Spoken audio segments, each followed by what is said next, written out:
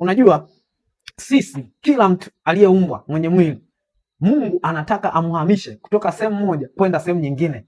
Wakati tunazaliwa na wazazi wetu, yani tukishiriki mwili, tukishiriki damu, mifupa na organs zingine ambazo Mungu ametupatia, ametuumba nazo, tunakuwa kwenye chini ya taifa lingine la Babeli, na ndani ya Babeli, kumbuka, kulikuwa kuna giza.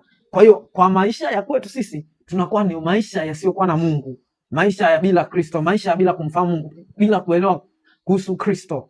Na kwa sababu hatuelewi kuhusu Kristo, asili yetu inakuwa ni kuenda kinyume tu na Mungu, ni kuto kumpenda Mungu, ndio inakuwa sehemu ya maisha ya kwetu. Sasa Mungu anasema yeye mpango wake anataka kutuhamisha kutoka hapo kwenye nchi inaitwa dunia ambayo tumezaliwa nayo, ina kila uharibifu, inawayawaya kama machela, kila uovu wa kila namna upo kila maeneo, ukienda njiani, kazini, mahali popote uovu umejaa. Hiyo ndio nchi ya Babeli ambayo Biblia inazungumza. Wakati tunaokoka, tumepata neema ya wokovu, Mungu ametuhamisha kutoka kwenye ulimwengu na kutuketisha mahali pake. Anasema, Biblia inasema ametuketisha pamoja na yeye